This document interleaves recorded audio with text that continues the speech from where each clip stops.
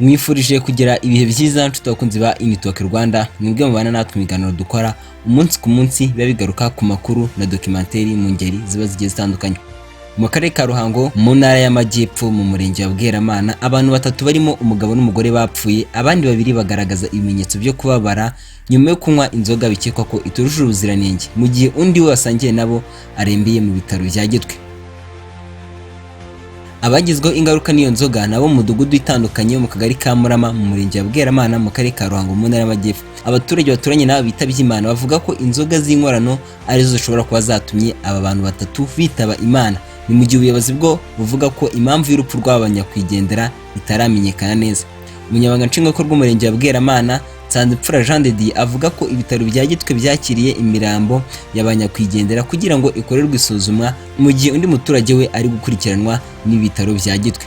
Umunyamabanga nshingwabikorwa w'umurenge wa Bweramana Jean de Dieu akaba yagize ati nibyo koko abantu batatu bamaze kwitaba Imana, gusa ntidushobora kuvuga neza ko bazize inzoga kuko iperereza ry'ibanze ryatangiye gukorwa ku cyaba cyateye urupfu rwabo. Ntibapfiriye rimwe ahubwo bapfuye mu bihe bitandukanye kandi barimo umuryango w'umugore n'umugabo bapfuye. Umunyamabanga nshingwabikorwa w'umurenge wa Bweramana Jean de Dieu kandi yakomeje avuga ko amakuru y'urupfu rw'aba banyakwigendera abaturage bayamenye mu gitondo cyo kuwa mbere tariki ya 2 Gashyantare umwaka wa 2026 ahagana saa 4 za mu gitondo, ubwo abaturage batabazaga inzego z'ubuyobozi bavuga ko abantu batatu bapfuye nyuma yo gusangira inzoga.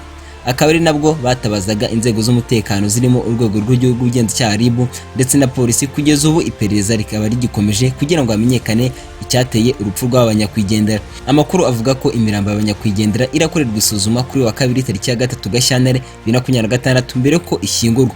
Abaturage bavuga ko abitabye Imana ari abagore babiri n'umugabo umwe, gusa hakaba harimo umugabo n'umugore bakaba bitabye Imana. Abitabye Imana nyuma kugaragaza ibimenyetso birimo kubabara mu nda no mu mutwe nyuma yo gusangira inzoga bivuga ko itujuje ubuziranenge. Ngayo nguko wakoze kubana natwe, kora subscribe niba Rwanda ugeze kuri Talk Rwanda, ubundi ujye ubana natwe mu biganiro n'amakuru tubagezaho umunsi ku munsi. Reka mubwire ngo ikigomba kumenya kandi ukazirikana nuko twifuriza kugira ibihe byiza mu byo ukora byose.